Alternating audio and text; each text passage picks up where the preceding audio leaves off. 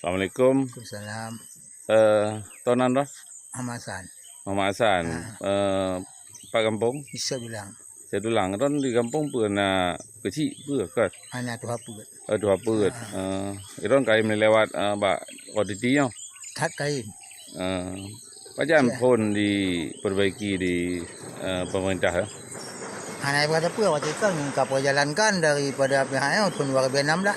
Oh, benam dah anjing hantam dia. Anu orang hanali. Nyo kiban manfaat jembatan no? Luta menapa banam borisa. Menana. Nyo dari desa Nyo na udung lewat dengan Honda kan? Oh ya.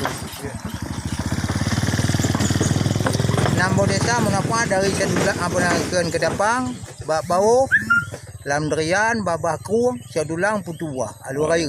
Ya. 7 desa. 7 desa manfaat jembatannya. Walaupun jembatan raya gede Walaupun je jembatan ngena menapa kerana letak udang balai yang ke jalannya. Ya, lewatnya yang perbaiki jembatan gimana cara nak perbaiki dah? Hana apa ai lon hadiah mantau. Oh, bukan sukarela. Sukarela. Kita pala Allah. Pala Allah. Kaya daripada kaya? Hana kaya koh kaya berapa nanti kadang. Oh, kaya langgli, kaya lautan lagi kan.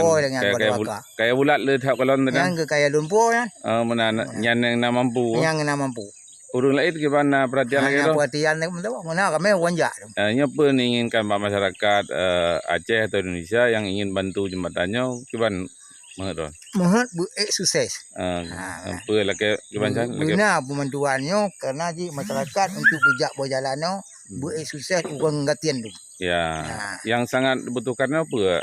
Yang sangat ahli yang butuh. Ahli kaya. Kaya apa kaya terbantu? Kaya terbantu. Terbantu ukuran? Ukuran 520. 520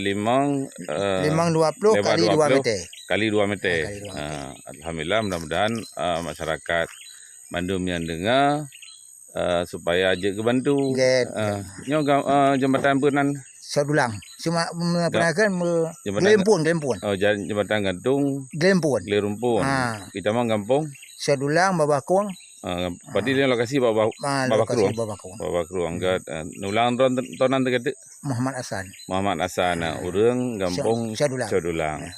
Ganyan relawan ngebantu jembatannya dengan swadaya gero. Hana dana kaya gli kaya lam uturnya ya gekoh kepasang bak jembatan supaya dia supaya dia jalan. Demikian. Assalamualaikum warahmatullahi wabarakatuh. Waalaikumsalam warahmatullahi wabarakatuh.